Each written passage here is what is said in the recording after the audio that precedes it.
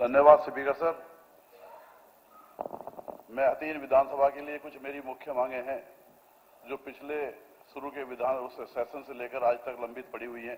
मैं उन्हें फिर आपके सामने रखने की कोशिश करूंगा। हथीन विधानसभा में सब्जी मंडी का आज तक कोई प्रावधान नहीं है। लोग बाग सड़क के किनारे पर अपनी सब्जी बेच करके गुजारा कर रहे हैं और सन 1967 में विधानसभा बनी है, आज तक सब्जी मंडी वहां नहीं है। मैं आपसे आग्रह करूंगा आपके माध्यम से वहां सब्जी मंडी बनाई जाए। नगर पालिका हथीन की जो सीमा है वो पुरानी सीमा है, उस सीमा को बढ़ाया जाए। हथीन विधानसभा के जो हथीन नगर पालिका है उसमें गरीब आदमियों के लिए कोई सामुदायिक केंद्र बनाया जाए।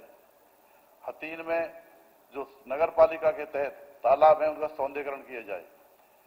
हथीन नूह से लेकर के पलवल तक जो 4 मार्ग के लिए बहुत दिन से लंबित है, हमारी डिमांड या तो फॉरेस्ट की वजह से या किसी भी वजह से उस पर बहुत कई हजार लोगों ने अब पदयात्रा करके डिमांड करी है, उसको 4 मार्ग उसका 4 लेन किया जाए।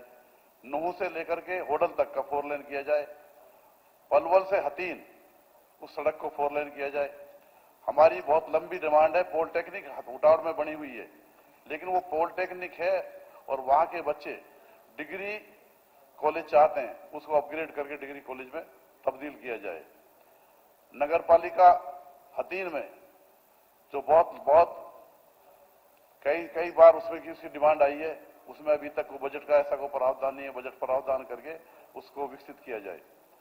हथीन में जो हमारी पीएससी हैं, 5 पीएससी में 117 गांव में, बड़े बड़े गांवों में पीएससी बनाई जाए। हथीन में जो हमारे रोजगार के लिए कोई आईएमटी कोई खोला जाए। हमारे बच्चों के लिए वहां बड़ी दिक्कत और परेशानी हो रही है। एक कॉलेज बना हुआ है लेकिन उसमें बस का कोई प्रावधान नहीं है। सुबह जब बच्चे जाते हैं उनके लिए एक बस लगाई जाए और जब बच्चे वापस पढ़ के आते हैं शाम को 4 बजे बस का उसे प्रावधान किया जाए। धन्यवाद। मेरी यही डिमांड है। एक मेरी डिमांड मुख्य जो चली आ रही है, मैं अध्यक्ष महोदय माफी चाहूंगा।